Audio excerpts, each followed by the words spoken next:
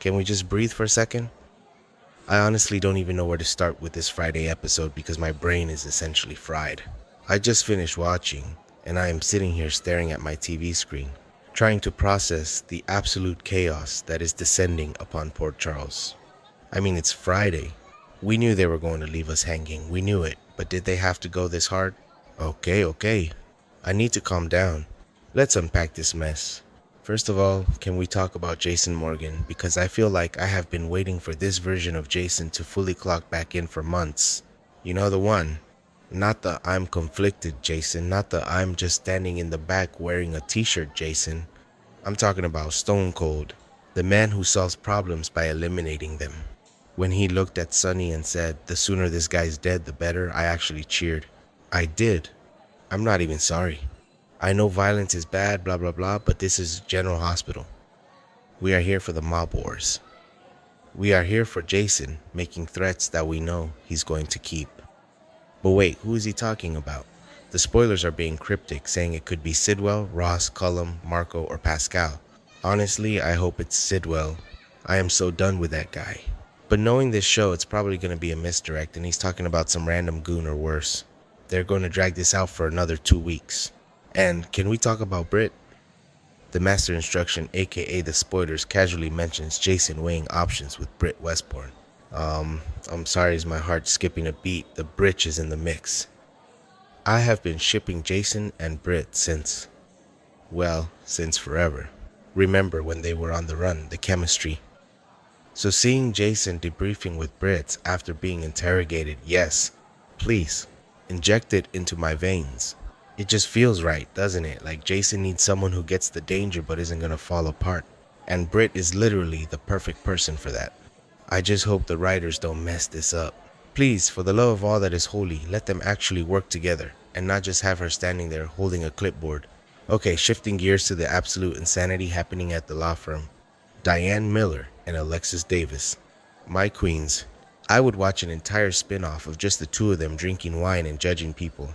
But this scene, Diane telling Alexis she needs to give Sonny a heads up. I have questions. So many questions. First of all, Alexis's face. She looked thrown, and rightly so. Since when does Alexis Davis voluntarily get involved in Sonny's mess unless she's being dragged into it by Christina or Molly for Diane Sonny's literal lawyer and bestie to tell Alexis to handle the warning? That is huge.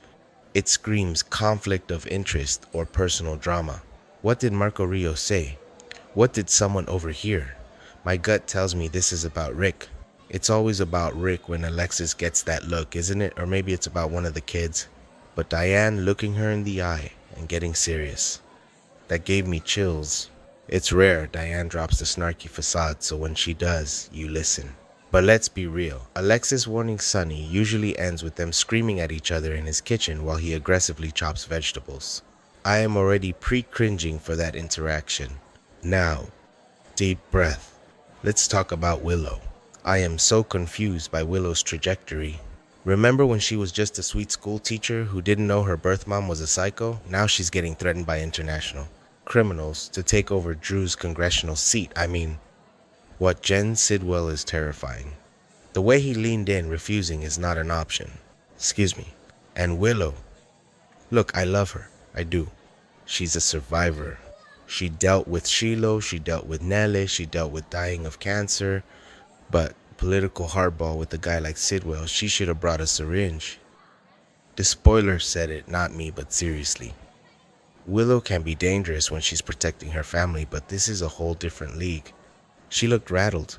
And the fact that Sidwell is basically forcing her into power, that is some terrifying puppet master stuff. Also, where is Drew in all this? I know the spoilers say she's taking his seat, which implies he's stepping down or indisposed. If Willow becomes a congresswoman, I am going to lose it. Can you imagine her in D? C. I'm sorry, Mr. Speaker, but you're being very mean. Okay, that was mean of me. She's tougher than that, but still. Wait, I'm getting ahead of myself. I need to pivot to the romance drama because messy. Portia and Isaiah. I have feelings. Complicated feelings. On one hand, the chemistry, undeniable. When Isaiah walked in and said, "Your wish is my command," and Portia smiled that smile, yeah, they are hot together. But on the other hand, the mess, the absolute wreckage they have left in their wake. I've been watching since the Curtis-Portia wedding debacle, and I remember how hard I rooted for them.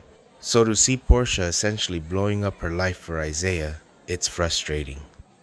But at the same time, Curtis hasn't exactly been a saint historically either. But Portia, you are a doctor.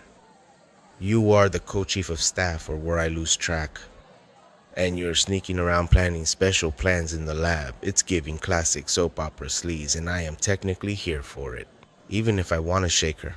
And then Isaiah goes to visit Trina. No. No.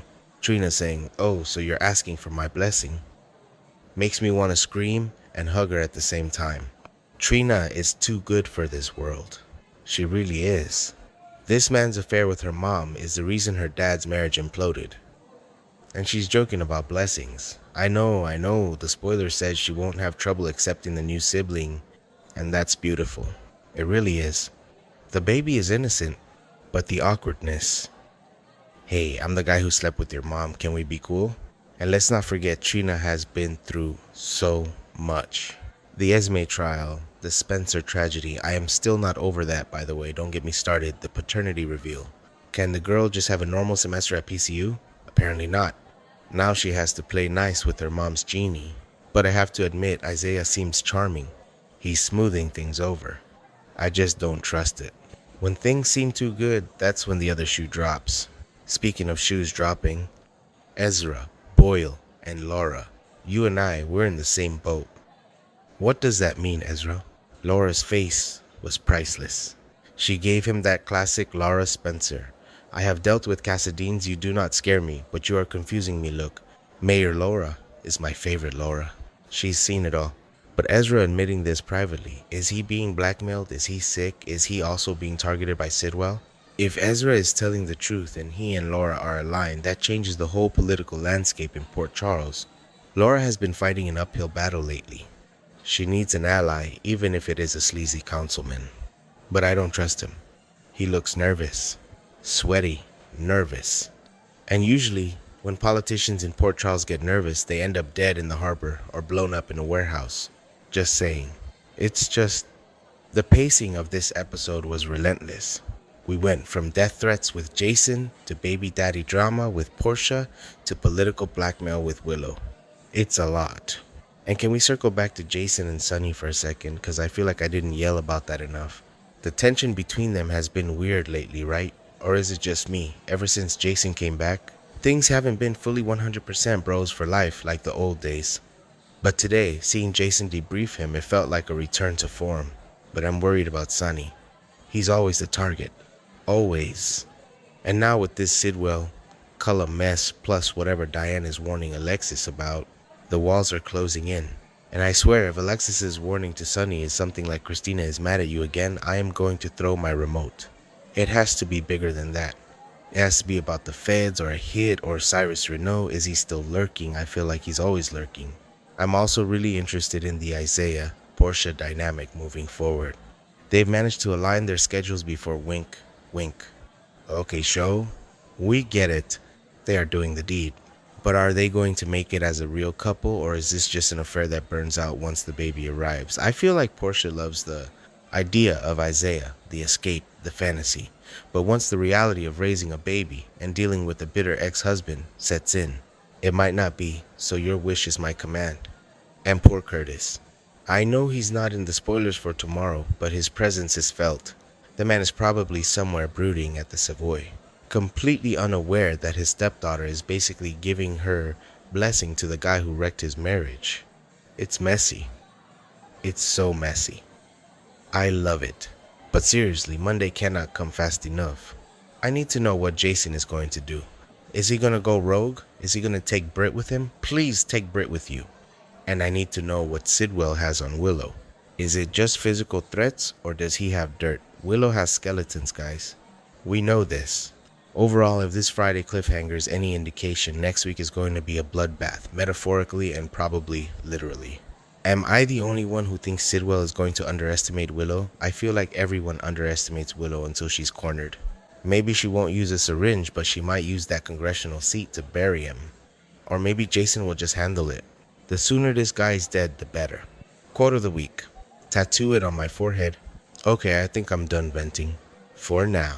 But if Monday rolls around and Diane just tells Alexis that Sonny needs to update his will, I am going to riot. What do you guys think? Is Jason going to pull the trigger? Is Willow going to break bad? And are we buying Isaiah as the next great love for her? Portia, let me know, because I am spiraling.